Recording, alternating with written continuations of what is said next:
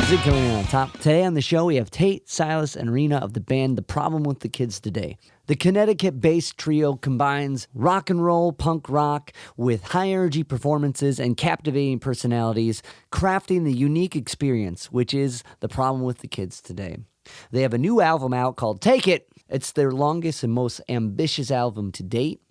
It's a lot of fun. There's a lot of fun tracks on it. I highly recommend you go check it out. It's on all the streaming platforms. The album is called Take It, and that is by The Problem with the Kids Today.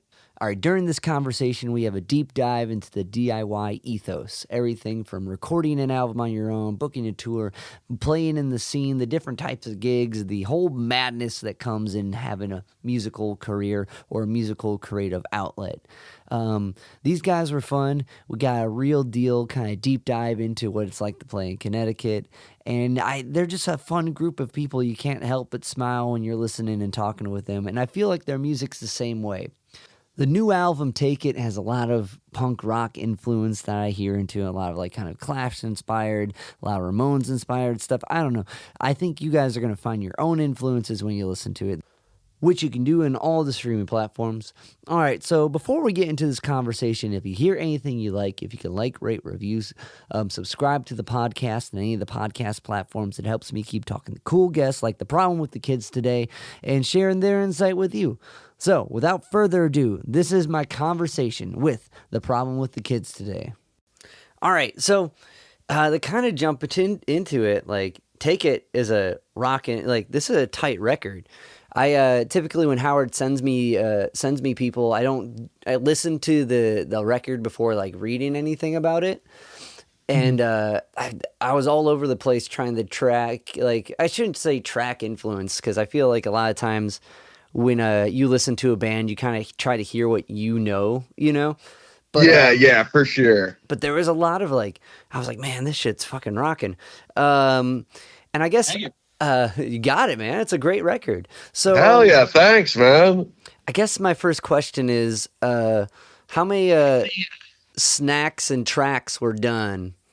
There was a lot of snacking and tracking.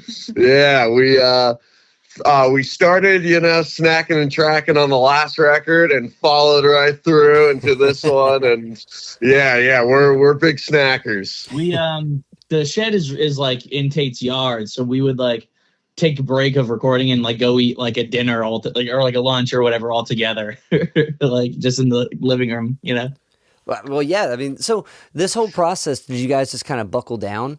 Was this kind of like I guess they use the term shed, like, oh, I got to go shed on this part, but you guys were like shedding on the record. Did you so was this kind of like a button down, like we're just going to nose to the grind type situation with this record? Totally. Yeah. It took like, I think like, I want to say like 7 days or 8 days or something like that. And we just did like the whole thing, we recorded it all. We like, did all the overdubs, all that kind of stuff. And then we sent it out to get like mixed and mastered. But yeah, we were basically living together for like 8 days or something like that. Wicked. Like, cause like, I don't know. It's like a lot of times I feel like at least with my group, like we don't get time to do like and we slow to buckle down for a week and knock it all out. We're more of like we'll do all the drums on this one Saturday, and then a couple weeks from now, which is super annoying, but yeah, it kind of like, I don't know, there's a different type of energy when you kind of like are manically like track after track after track. Have you guys? Yeah. Okay. I like when it becomes like my whole world for like a little bit. You know what I mean? I don't have to think about anything but like the record. I totally like. I wish I can say I agree. I haven't had like a like an experience with buckling down for a week, but as far as like, it's almost, it harkens to like touring a little bit. It sounds like when you're just yeah, for sure. We all planned like a few months in ahead, and we're like, all right, you guys, like clear your week because we're going in. Were all these tracks done before recording? Yeah, we had kind of been practicing all these songs for like, I don't know. Summertime. Yeah, kind of like a whole summer, maybe like 6 months. So we were like really tight and ready to go, just so to kind of help ourselves just get ready to get in and bash it out. Yeah, because we had never recorded this many songs before.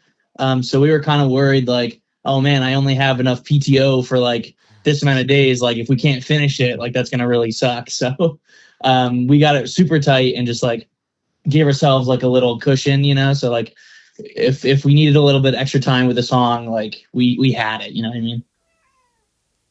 Sorry, my cat was going crazy. Yeah, well, because like I gotta imagine like going into it like that, you'd have to have everything pretty much done. But like I guess so. I kind of wanted to dive into like the songwriting process for you guys from that. So like, is there like is it a group effort? Is it kind of bringing songs to the group? Yeah. So it's kind of more like Silas and I write the songs, and we kind of we write them on our own and kind of flesh them out. And then once we kind of have the pretty basic structure of the song, we'll bring it in to the shed where we practice and kind of show the rest of the group. But yeah, kind of like writing on our own, and then we bring it together, and then Reena comes up with the killer drum parts and puts those on them. And but kind of just like bringing stuff to the group first. Okay. And like, I guess kind of to dive into individually what that looks like for you guys. Like, is it like, is it just kind of putzing around with chords and like finding a melody? Or is it like taking like an idea and like coming up with lyrics? How do you guys individually kind of approach tunes before even bringing them to the group? Yeah, I guess for me, I just kind of like, mess around with the guitar for like, I kind of got to get in like a groove and just do it nonstop for like, weeks on end. And it just gets kind of progressively better as I, kind of lock in on it. But just kind of screwing around with the guitar and making up kind of a like a melody, a vocal melody to follow. But I think both of us, the lyrics come almost way later. That's kind of the last thing we think of, which is kind of funny, but just the way we've always done it. How about you? What do you do? So I kind of just like, I play the guitar like a lot, just like at home, like when I'm bored for like a second and I need something to do with my hands, I'll just like pick up the guitar and like play something. And I ended up compiling like a bunch of like, whatever, like 6-second ideas or 30-second ideas. And sometimes if they're really good, I'll like flesh them out. Or if I can't make them work, I'll try to fit it in with like another part. So like songwriting for me is kind of like an ongoing process where I'm just like kind of compiling a bunch of ideas and then seeing what like fits together, kind of. No, I really relate to that. Like both approaches, because I find myself just kind of like putzing with the guitar to have something to come up with a melody over, and like trying to craft a narrative on it later. Yeah. Usually for us, it's all about just getting the song, to where we like it, and then once we kind of have that, it's like, all right, what kind of feeling or theme does this song kind of evoke in us? But usually it's just like, let's get the song good and then we'll figure out the whole idea later. And this one in particular, like I feel like we knew going into recording, like we didn't want to do like a lot of overdubs and stuff like that. So we were kind of really focusing, like when we were like practicing the songs and like fleshing them out, like just making the song interesting and like fleshed out as much as possible in the 3-piece, So like kind of the last one, we relied a lot on like overdubs. There was like lots of overdubs, lots of like extra stuff. And on this one, we were like, let's just get the 3-piece band as tight and as interesting as possible. It's interesting because like when you step into like studio mode, you kind of like start painting differently. You know what I mean? You're like, oh, well, to jump to another metaphor in one sentence, you're like, oh, I have all these spices. I'm just going to add it because like I can. And like, yeah. And it's, but because I get caught in that kind of loop where you're like, well, it is a studio recording. I want to make it sound like I went into a studio and had time and ideas to amplify certain things in this way. And then when you go play it live, it's like super stripped down, because my band's a 3-piece as well. And like, you know, and it's a weird kind of crossover to find yourself in like the studio world and being like, I'm crafted this beautiful painting, and then to like try to do a live painting of it. You're like, yeah, for sure. It's almost like using two different parts of your brain, you know? It's like the studio side and then the live kind of adaptation of it. It's almost like, two different worlds kind of. And it's always kind of a bummer, because you spent so long crafting it in the studio with like the umpteenth like sick harmony, and like you're like, well, yeah, absolutely. Totally. Yeah, a lot of that stuff we don't even like attempt to pull off live. We just do it kind of the most raw and fun and loud kind of way we can. And I don't know, I feel like live, you feed more off the energy than maybe like the musicality for most shows. Yeah, definitely. We just kind of, like, even like a lot of the leads and stuff, I can't even like play live. I'm just going to play the rhythm part because it's just fun sonically, and, a lot easier to just focus on that than kind of the details. But definitely both have their place for sure.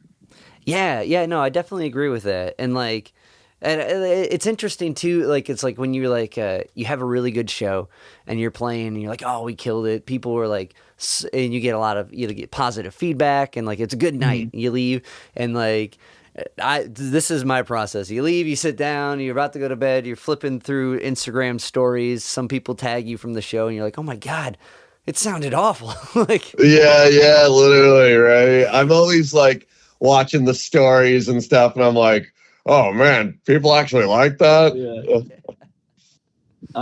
For a while, Tate's dad was like coming to like every show and like Facebook live streaming it. And like a lot of times we would like play the show, we'd go back and be hanging out, and we would just watch the live stream like playback of ourselves playing and be like, oh, okay. Why do I talk so much? You know what I mean? Yeah. What was I even talking about up there? Another tuning break? It is, but it's so like, I think that goes to like validate like the importance of kind of a live experience for any type of music. Is there's something that can't be captured. I mean, it's a good tool of reflection. You know, it's a good like tool to kind of be able to be like, all right, I need to tighten up here. We need to tighten up there, you know. But yeah. At the same time, it just doesn't. Even when it is going great and you're having a great response back, you're like, man. Yeah, I think a lot of times we're our own worst critics, you know, and like I think a lot of stuff that we kind of zone in on, no one else in the crowd even thought of it, you know, because they were just enjoying the moment. And I think we get kind of hypercritical as artists. I definitely agree with that 100%. Like, no one's going to care if the mids are higher or lower in this track. Yeah, right. That's why I think we like we did a live album like last year or something, and I think we really like that because it's like the live show kind of exists on its own. The songs are different; they're like a lot faster and like a little bit looser, and it's good to kind of have both like options. You know what I mean? Definitely. And you guys have been. Let's see, was that Nothing to Say? No, that wasn't. That was like your first release, right? Nothing to Say was one of the singles off this new album that just came out. The live album is on Bandcamp only. It's just called like Live at the Video Store. Okay. Very cool. But yeah, I definitely agree. It's I don't know. It's good to have it because I play in a group called C Level, letter C dash, and nice. We just try to record this performance we did. We did. But you go through and you're like, man, this is strange. It was a wild night because we were opening for Pete Francis. Are you hip to the band Dispatch? Yeah, that sounds super familiar. Okay, we opened for Pete, but we were also his backing band. So you hear Oh. like two different like variations of a live recording of yourself, like you doing you Yeah. and you trying to do someone else. And Yeah, that's awesome. And like when the room's really good, it's like, oh, that sounds great. But then when you listen to all those minute things like you're talking about, you're like, oh, I hate myself. Like, Yeah, totally. I think that's a universal experience as a rocker. so to kind of dive into a more specific tracks with this record, like one thing kind of going through it, like there's like this like super like earnest like authenticity to yourself. So, and like as I'm listening to each track, I'm trying to paint my own through line with it, and it seems like there's a real like kind of like this is who we are. This is just things we like, and like I guess like the kind of on the nose examples of that would be like the SpongeBob tune. Yeah, that's definitely like a goofier kind of funnier side of us. We were just like, while recording this record, it was kind of like, I think a lot of times we would always take ourselves like really serious, and I think this record, it was like, it doesn't always have to be so serious. Like we could just write funny songs, and like bands we like, I don't know, Jonathan Richman, and even like the Beach Boys and Brian Wilson, like they'd write kind of like funny songs sometimes. And I think that kind of stuff really resonated with us on this record, just to have fun and have a laugh, Have you noticed, like, as far as like, it's interesting in a way, like when you're playing a show and you're doing your tunes, you can tell people are into it, and then when you do a cover, you get a different response because they're like, oh, I'm in on the bit. So like a tune like the SpongeBob tune, which is original, but do you notice a reaction crowd-wise to that? Yeah. The younger crowds, like the Gen Z majority crowds, like always love it, and because it's like, they grew up with SpongeBob and they get it, But when we play to like older people or something like that, it's always kind of like, okay, that one was different. Yeah, the kids go crazy for SpongeBob. Was it? But it's almost like, in a way, like having a bit like that people can kind of, not I'm not trying to say it's a bit because it's, your guys' perspective of it. Because like I think the one line is they were always there. Because in a lot of those shows, when you're going through shitty times, are kind of always there. Yeah, totally, man. Yes, SpongeBob was big for me. He's one of my idols, definitely. We should do like the Mark Maron version. Who's your guys? Oh. Yeah. Sponge and Patrick Star and Squidward and the whole gang. We love them all. But in it, and it's like one of those things where like, you grew up with that, so it is part of it. But also, a lot of people have that, like where they can escape for a minute nostalgically or in the moment, depending on their age, to like that place with that. So in a way, you actively, like, I think it's kind of a genius bit to get people in on it, because you open up the door to kind of have everyone already like know the reference and be on your side with it. Yeah, for sure. Thanks, man. Yeah, we just when we wrote the song, I think Silas actually just sang SpongeBob SquarePants and Patrick Star just as like a joke, and it was kind of like, wait a minute, I think we just struck gold. Yeah. It was hard to like write lyrics like similar to those lines. Yeah. We tried a couple times to like switch it up, and it was like, I don't know. I think we just got to leave it as SpongeBob SquarePants because it's funny and cool. Well, yeah, that is really thinking about SpongeBob SquarePants and Patrick Star. It's like, it's hard to get the same syllables. Yeah. It just lined up so perfectly, like on the the first try somehow. It's ba-da-da-ba-da-da-ba-da-da-ba. Like that's that's a long phrase. I didn't think literally. Yeah, we tried for months to switch it up, and it was like, it's not happening. This is SpongeBob SquarePants and Patrick Star. Yeah, there's a whole alternate version with like different lyrics that will never come out because the SpongeBob was just like better. That's sick. So, and like, The other one that kind of struck me along the same like kind of it's referring, but it's the a Star Child. Yeah. Because that's like another very specific, like I feel like musician kind of like, shit. I grew up like loving Kiss. You know what I mean? Like Yeah. Yep. We're totally, Kiss heads and love Ace Frehley. He's definitely our favorite member of Kiss.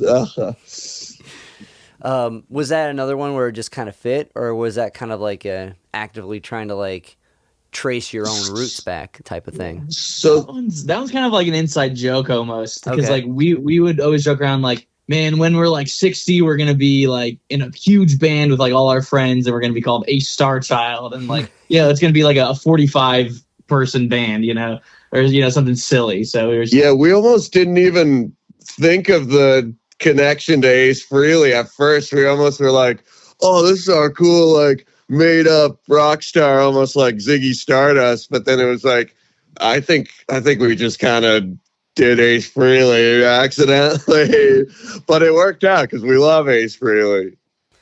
Was it? Well, yeah, I think that's kind of like I don't know. When you first start playing, you kind of like, you have the poster on the wall of, the Angus Youngs and the Slashes and like the like Ace Frehley. I'm trying to think of like, what I mean? Like the poster, Yeah, Zakk yup. Wylde, like big with, like, arena rock. Yeah. Yep, for sure. And like, there's this kind of like thing to like, when you start, like before you play a gig, you're like looking at these posters and these guys and you're like, you're trying to figure it out. So I thought that was kind of a beautiful like caption of that excitement, Yeah, totally, man. Yeah, that one we just kind of like, it was almost like let's pretend to make our own kind of world, and write kind of outside of ourselves and write about an epic rock star who took over the world, which Ace Frehley totally did at a point. Yeah. But that's kind of what you do when you're looking at those posters and you're practicing in your room, Yeah, for sure. I still like my room that we all hang out in is still just like almost a rock museum. It's got just all the posters on the wall, and I'm always looking at them and trying to, put myself in that perspective and be like, man, it must have been awesome to be these cats. So like to kind of trace backwards, when did you guys, if you can kind of walk me through individually, or like when did music really start becoming a mode of expression for yourselves? Yeah, Reena, you want to tell your story, Reena? This is Wait, story of what again? Story of when you started playing music. It started when my dad taught me my first drum beat, because my dad is also a musician. He plays all the instruments, drums, bass, and guitar. And he taught me drums first, and then I just started like learning drums more as I like gradually like grew up. Like I started at church, and then I played drums in college, and then I joined a band. So that's how it started. Did you did you go to a school? Did you go to college for music? No, I went to for art actually. I was a painting major, but I did like very shortly, like it didn't like last, but I was a minor in music. So I was a minor in music, and then I joined the blues band, and then that's when I learned how to play blues and stuff. And then that's how I joined my first band, because like we jammed, and they were like, oh, you want to join and jam with us? And I was like, yeah, sure. Nice. Well, that it's interesting how that happens, and I kind of feel like with bands, like, because I went to school in Cleveland for music, and like the academic world of music is like it's almost expected that you're going to find gigs and get paid to do this stuff. Whereas like when you do it on your own like that, and you just kind of play with people, and then a band takes off, it's kind of like this. There's like this different type of excitement for the group effort in a sense. And and like and not that there's a better, because they're both valid, but there's, I think with the unacademic route, you find yourself more like, okay, I'm in it, let's do it type deal. Yeah, for sure. I think Silas and I, we kind of didn't do like any of that. We like forever. I didn't even really refer to myself as like a musician, you know. I was just kind of more of like a rocker because I don't know. I didn't really, I didn't know too much about like music or just trained or anything like that. But yeah, we just kind of made it like our own thing for sure. Okay, and like, well, I guess let's trace your guys' like kind of journey musically. Did you start on guitar?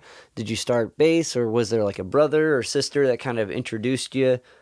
Yeah, so for me, I kind of also like Reena, my dad played in bands back in the day, and so that was always like kind of, you know, in my life and just seeing him do it, and it was definitely kind of like a big inspiration to me. And yeah, I think I started playing guitar in like the early years of high school, and yeah, just, you know, learning songs on YouTube and stuff like that. But I think towards the end of high school, it was like I want to play in the band, you know, and I want to rock. And that's when Silas and I, we've been buddies our whole lives. Our parents were friends, so we've just kind of always done everything together. And yeah, we started kind of just messing around and playing in a band, like a high school band together.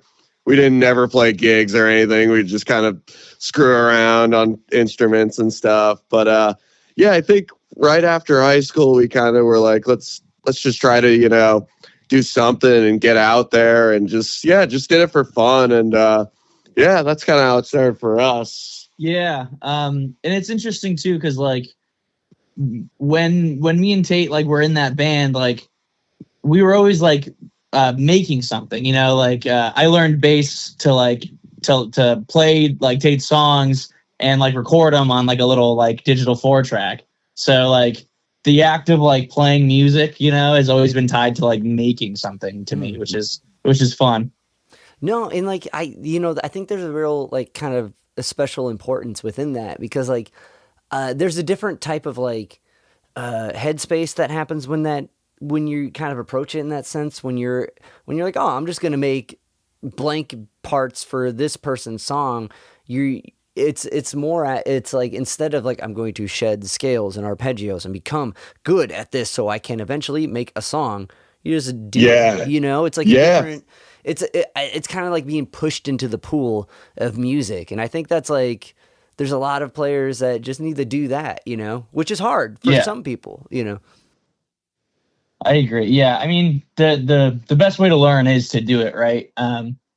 But yeah, there's something about like working with an intended goal too, like being kind of like told like, all right, we're making a song, you know, we're not just like sitting around in a circle, like kind of just jamming for like 2 hours, right? We're trying to make an end product that like we're gonna like. So it's a little bit more like we had to like focus a lot, you know, kind of, and like pay attention to what we were doing more, which really like helped going forward, I think. And like I also feel like that kind of just like puts it in the sense of like, this is all kind of for this, which being the band, like, yeah. So like kind of to jump to that early, like, starting point, what type was the songs you guys were working on similar to what we hear now off Take It? Was it like, I mean, you could probably find some, you know, some similarities. They were just like super basic. Like we were really into like garage rock, you know, like the 2000s, like garage rock stuff, like Ty Segall and like that kind of stuff. So they're just super simple and super stripped back and like, I don't know. Yeah. Yeah. We had a pretty funny lineup actually. After kind of the high school band, Silas and I were kind of the only guys still doing it. And we were like, we don't need anyone else. We could just do it as ourselves. And we literally had a band called, funny enough, Tate and Silas. And we played as a 2-piece where I played guitar and sang, and Silas played bass and literally just played a kick drum with his feet and sang. And it was like almost bordering on like art punk because it was just so strange, you know. And but yeah, still just trying to write kind of poppy rock stuff like that we liked, and I guess it was kind of a similar vibe, but I think now we can kind of pull it off better because we got Reena, who shreds the drums, and it almost sounds like music now. So, well, I mean, it very much does. It sounds rocking. So, thank you, man. But when did you when did you meet Reena?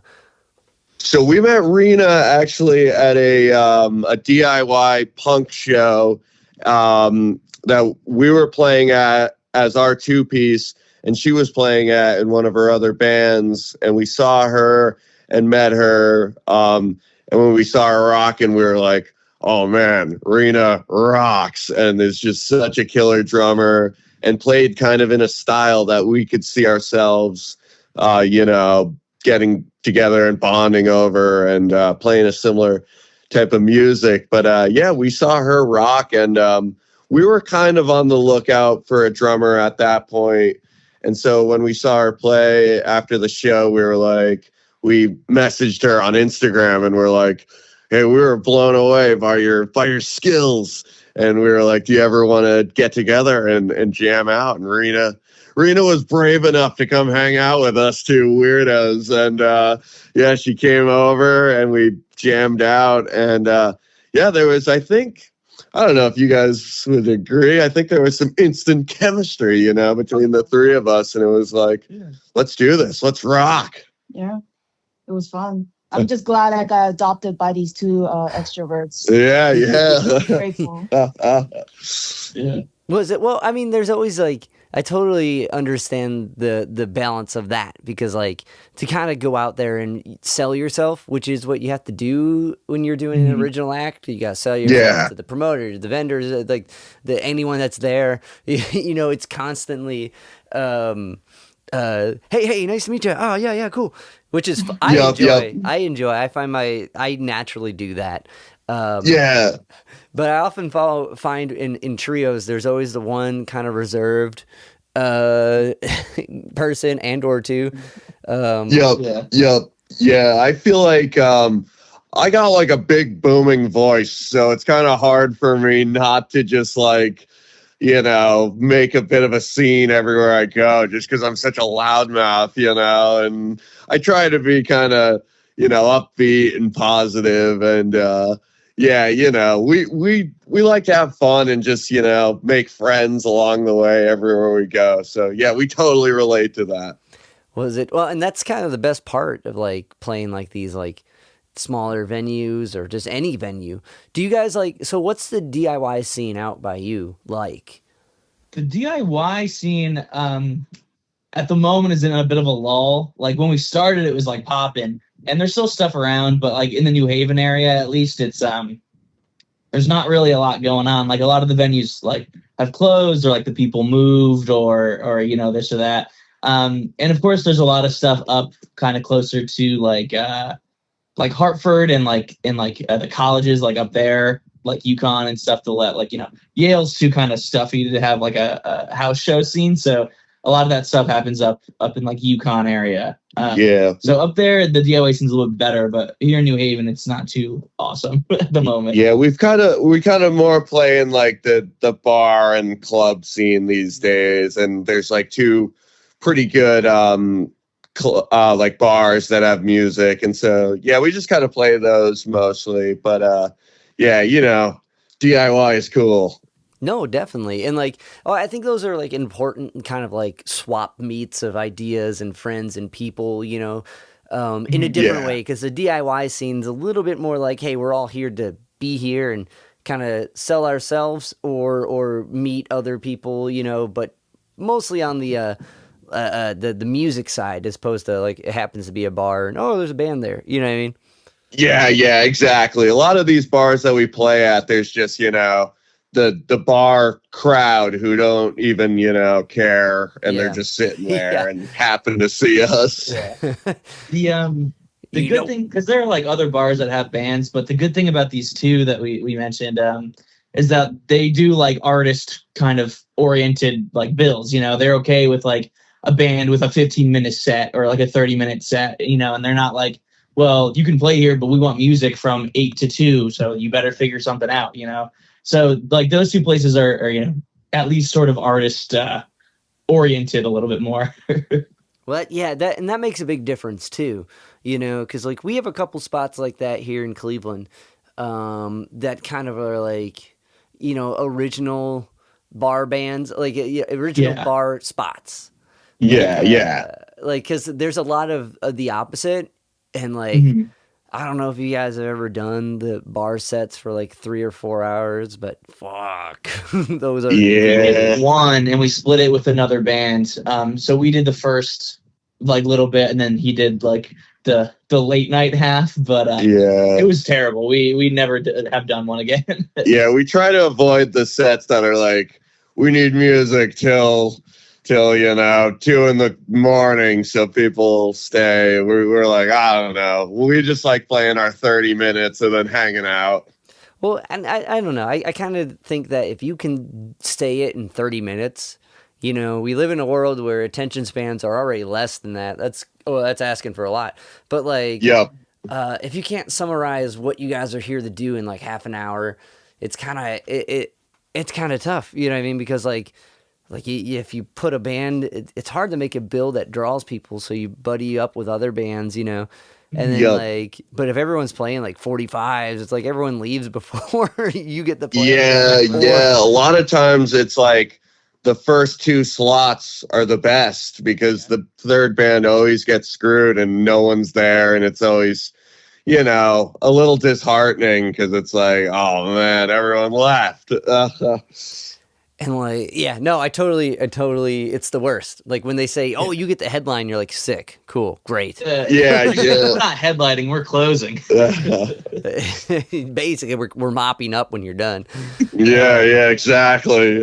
Which I guess if it's billed and promoted in a different way, if it's like the album release or something, usually that doesn't matter. People are there for you guys or whatever. Yeah, for sure. But on like a random, just like, oh, out of town band and 2 locals, got these guys passing through. It's like, like, yeah, I know. It's tough. It's hard to, we're a little picky choosy about what we play just because we want to, make it worth our while. But for a while we would play just like 20 minutes, like Ramones style, just to kind of keep the night moving as fast as we could and get the next band up, because we've been in that spot so many times of closing out the night, and we don't like to do it to other people. And it's the worst feeling when it's going to be late already, and the band like right before you is like playing, like an hour, playing 45 minutes, and it's like, guys, like I get it, but come on, you're really doing it to us, Yeah, that's the worst too. Oh my god, when they're like, we're gonna do 3 more, you're like, fuck, I thought this was it. Come on, please. Even your crowd's starting to sit down. Yeah, literally. But it also, that kind of worked for us too, because like we were talking about earlier, like without all the extra studio stuff in like our live version of the songs, like so much of it requires like just energy to kind of like keep the song moving forward and keep like people's attention. So like if we can like play as hard and fast as possible for 20 minutes as opposed to like 45, it's easier for us as well. Yeah, we always like the mentality of leave them wanting more, Yeah, 100%. I think that's the way to do it for sure. Like, because you can go all out and you're like, oh, well, the tunes we went all out with, the last few were a little like, we didn't practice them as much because we didn't think we were going to do it. And you're like, yep, totally. So with this, I mean, this is you mentioned it earlier, and like I agree. Flipping through the files that Howard gave me, I'm like, man, this is a long record, and like, in a good way. It's not like I just like, oh wait, there's 4 more, okay, With that being said, it's kind of hard to say what's coming next, but to kind of steer in that direction, is there another project in the works recording wise, or are you guys planning a tour for this record? Yeah, we'd like it to tour. We don't have anything lined up right now. We have some stuff, like we have like single dates, like we're like playing in Burlington, Vermont, coming up soon. I think we have a show in like Boston, and I think one in Providence, but like they're all spread out. So like we're playing around, but it's not really like a tour, unfortunately. Gotcha. That's just like hard for us to get consistent dates, I guess, like dates lined up like out of town like that. Do you guys do all the booking? Yeah, we do all the booking, and the touring is just kind of been the hardest part for us as a band. I don't know how these other bands do it. It's just good on them for doing it, but we've had trouble with lining up something kind of significant. But hopefully in the next year or so, we'll get out there and we'll get out to you, and maybe our bands can rock together. That'd be sick. Oh man, booking. It's because I do it for my band, and it's the fucking worst. Like it's nothing makes you feel more in the void.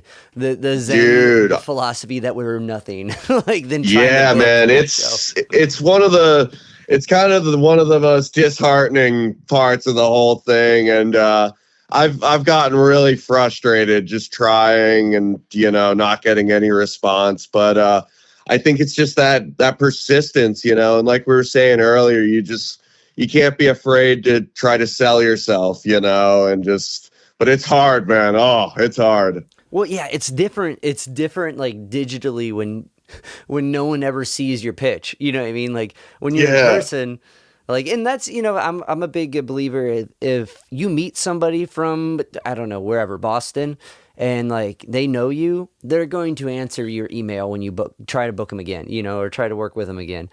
Like, because they met you and they're like, they're cool. I like them. We hit it off, and like, but if you don't, you never know.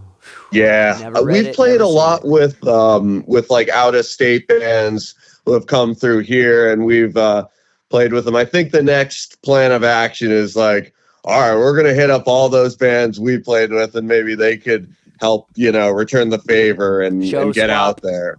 Yep. Exactly. Got to do the swap, man. Beautiful. Well, you guys, I really appreciate you taking time and chatting with me today. The record's awesome. I love your guys' personalities. You're a fun group, and I'm wishing the best for these out-of-town dates. And thank you so much for talking, y'all. Thanks so much, man. This was a blast. Yeah, thanks for having us.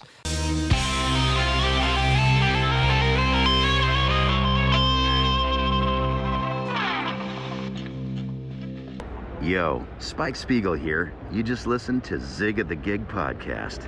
Keep riding the bebop. See you, Space Cowboy. Bang.